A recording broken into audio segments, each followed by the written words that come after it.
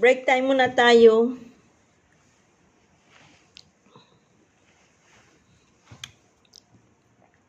Strawberry yogurt.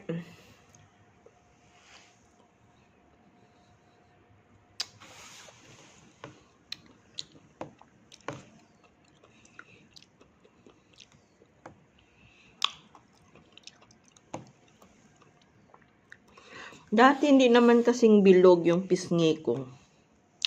Ngayon parang bilog na bilog. Dahil bilog ang mundo.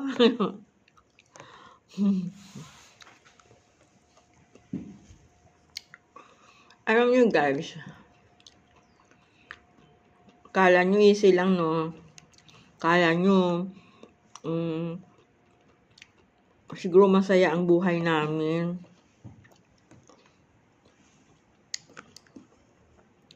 Pareho rin sa inyo, may struggle rin.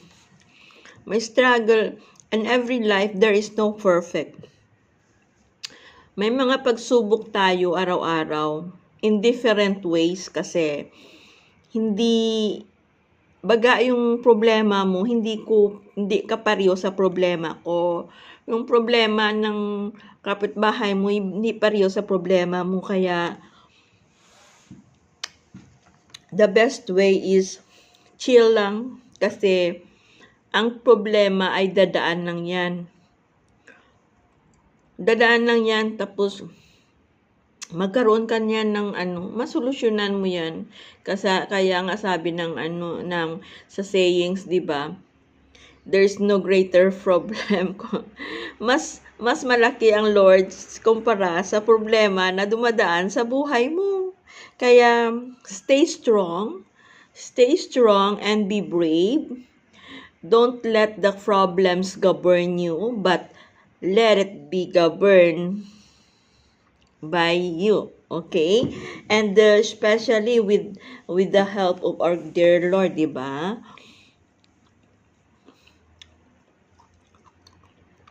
Kasi pag mapadala-dala tayo sa problema, lugi tayo. Kasi pagsubok lang yan eh. Pagsubok yan sa buhay natin, how to become strong.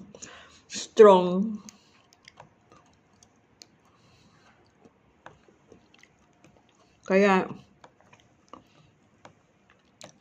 be strong. Be strong lang ta, guys. Be strong lang ta.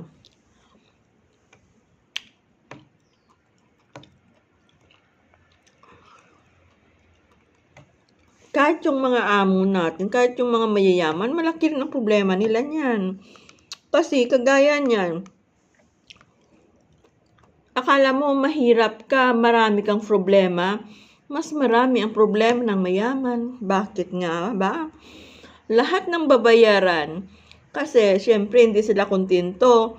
Hindi sila, gusto nila may mga sasakyan, gusto nila ng mga, lahat ng mga bagay, kagamitan sa bahay nila. Problema rin yun kasi, lahat ng babayaran, pagdating ng babayaran,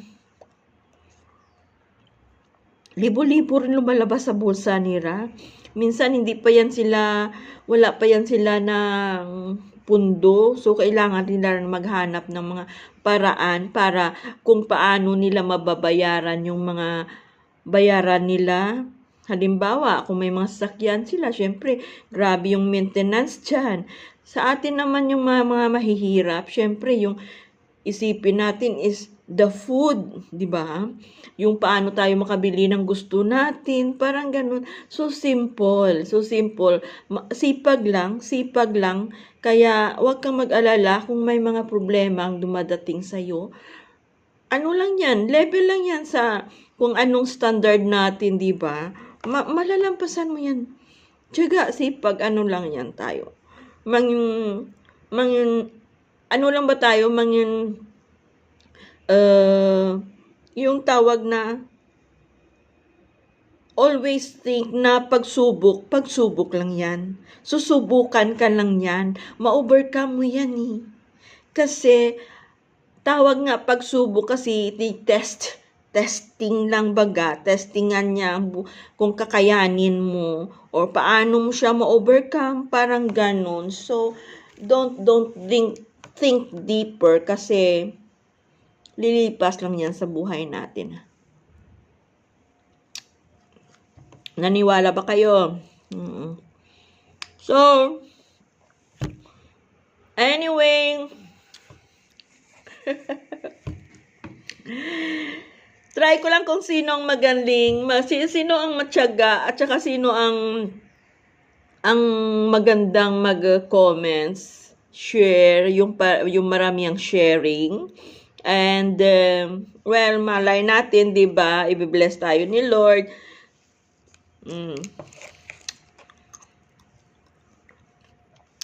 I call. Tatawag ako kung sino ang mapipilian ko, mapupusuan ko, di ba? Simple lang yun. Hindi naman tayo madamot. May mga bagay or may dapat tayong dapat tayong mag-sharing, di ba? So, kung alam nyo, kung maganda kayo mag-comments, maganda kayong, kung marami kayong na-sharean, or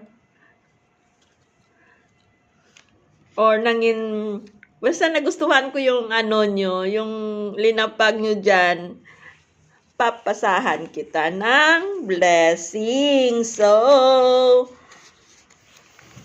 I share.